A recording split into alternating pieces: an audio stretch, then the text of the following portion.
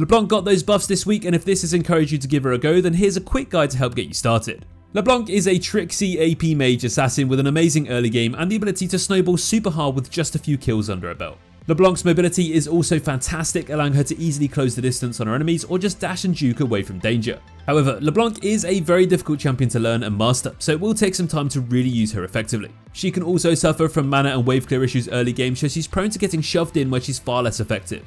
If LeBlanc does get behind early game, she's going to really struggle to find her place during teamfights.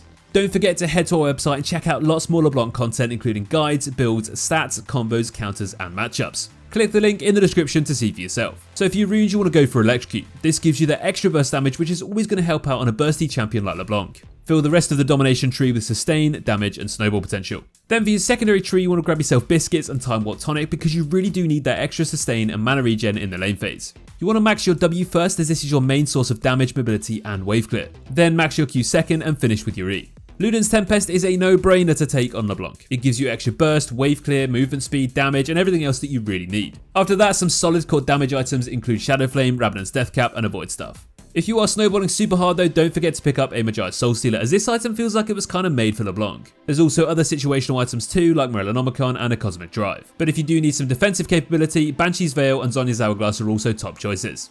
Against easy matchups, you'll want to absolutely abuse your advantage here. Use your Q and W combo to deal massive poke damage whilst also retreating to safety. Look for ways to all in your opponent with Ignite to get the snowball rolling and start carrying. If your lane opponent is playing a bit too defensive though, just shove the lane and roam and carry the map instead.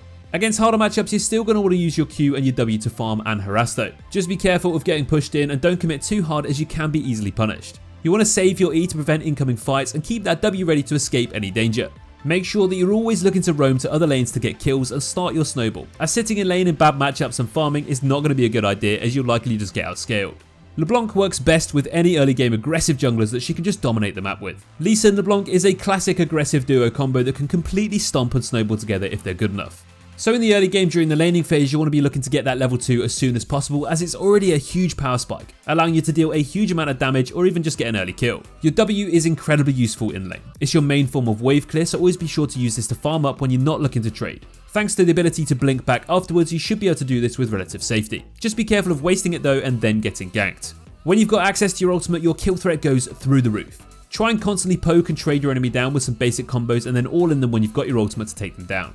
As LeBlanc, your roaming and ganker potential is also fantastic. Look to shove your lane so you have free reign to roam around the map, picking up kills and extending that lead further. During teamfights, you should be looking to make picks on as many high priority targets as possible. Pick yourself up an Oracle Lens and look to catch enemies out by sitting in choke points ready and waiting with that burst. You can also look to flank in teamfights, as the Fog of War is LeBlanc's best friend, and when approaching from behind you'll have easier access to those tasty squishy carries, and just simply remove them from play. You can also sometimes dart through teams with your W and then QRE Ignite to one-shot a carry if they overextend. Then you can simply just press W again to get back to your own backline. There are quite a few variations of doing these combos with your abilities, and that's something you're just going to have to practice. Leading on to that point though, make sure you remember just how versatile your ultimate is. Make sure you understand all the different options are and what paths you can take with it in teamfights. Your QR combo is great for single target burst, your WR is your best bet for AoE damage and high mobility, and finally your E is your best bet for literal chain CC and lockdown. Let's finish off with a few quick LeBlanc tips. Your W and your Distortion W both allow you to become insanely hard to get hold of, so get used to jumping back and forth between these to confuse and juke your enemies often. It's honestly almost impossible to catch an escaping LeBlanc in the jungle. When you're playing against champions with straight dashes like Yasuo's E and Talon's Q, you'll have a much easier time landing your Q. Just make sure you save your E for those dashes and then you can easily punish them afterwards. Thanks for checking out this short guide on LeBlanc. Good luck and have fun.